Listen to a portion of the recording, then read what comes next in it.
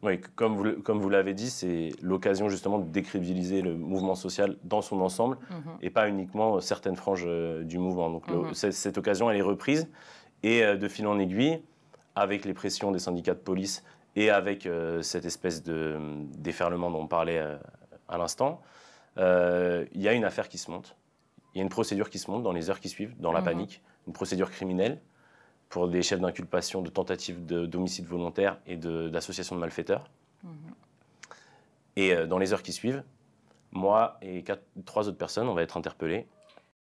Sur ces 4 premières personnes, 3 d'entre elles étaient effectivement concernées par ces interdictions de manifester. Ça ressemble un peu, pardon de plaquer une interprétation, à une forme de représailles de la part du renseignement, des services de renseignement, qui seraient extrêmement vexés d'avoir vu leur note blanche désavouée par le tribunal administratif et qui pourraient s'être dit « on va les choper ceux-là. Ah, ils ont fait tomber notre interdiction de manifester, eh ben, ils vont payer. » On va leur mettre sur le dos l'affaire de la voiture de police brûlée. On va faire une grosse accusation pour tentative d'homicide. Enfin, on pourrait penser à une forme de représailles d'un service de renseignement vexé d'avoir été désavoué.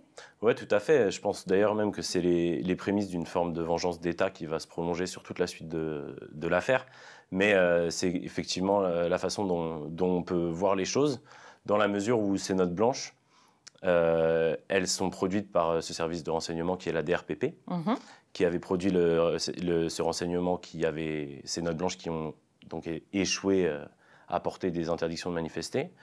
Et cette forme justement de contre-coup, de revanche ou de vengeance justement de la part de ce service de police et du pouvoir exécutif, justement en l'occurrence, elle se prolonge aussi dans la structure du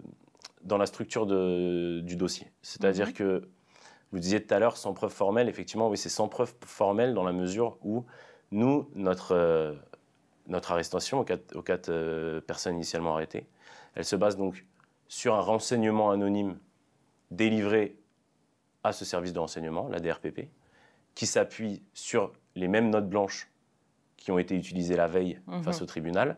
Et qui ont donc été désavouées. Et qui permettent notre interpellation.